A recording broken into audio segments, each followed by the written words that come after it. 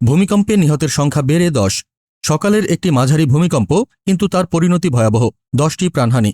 রাজধানী থেকে নারায়ণগঞ্জ নরসিংদী পর্যন্ত ছড়িয়ে পড়া এই ট্র্যাজেডি কেবল প্রকৃতির খেলা নয়, এটি সেই অনিয়ন্ত্রিত নগরায়ন আর দুর্নীতির করুণ চিত্র যার শিকার হল সাধারণ মানুষ। প্রশ্ন উঠেছে, এই অপমৃত্যুর দায় কি কেবল ভাগ্যের নাকি দুর্বল প্রশাসনের? শুক্রবার 5.7 মাত্রার এই কম্পনের পর ক্ষয়ক্ষতির যে ভয়াবহতা সামনে এসেছে তা গভীর উদ্বেগের জন্ম দিয়েছে। রাজধানীতেই মৃত্যু হয়েছে 4 জনের। বংশালের মতো জনবহুল এলাকায় ভবনের দুর্বল রেলিং ধসে বাবা ছেলেসহ 3 পথচারী এবং মুগদাতে একজন নিরাপত্তাকর্মী নিহত হয়েছেন। নারায়ণগঞ্জ ও নরসিংদীতেও দেয়াল ও সানশেড ধসে এক শিশুসহ 6 জনের মর্মান্তিক মৃত্যু ঘটেছে। স্বাস্থ্য অধিদপ্তর জানিয়েছে 2 শতাধিক মানুষ আহত হয়েছেন। প্রতিটি মৃত্যু চোখে আঙুল দিয়ে দেখাচ্ছে নগরীতে নিরাপত্তার চিত্র কতটা নড়বড়ে।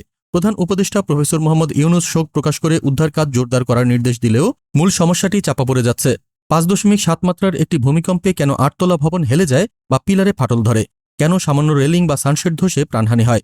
এর কারণ স্পষ্ট, বছরের পর বছর ধরে চলা নির্মাণে অনিয়ম, মানহীন উপাদান ব্যবহার এবং জবাবদিহিতার অভাব।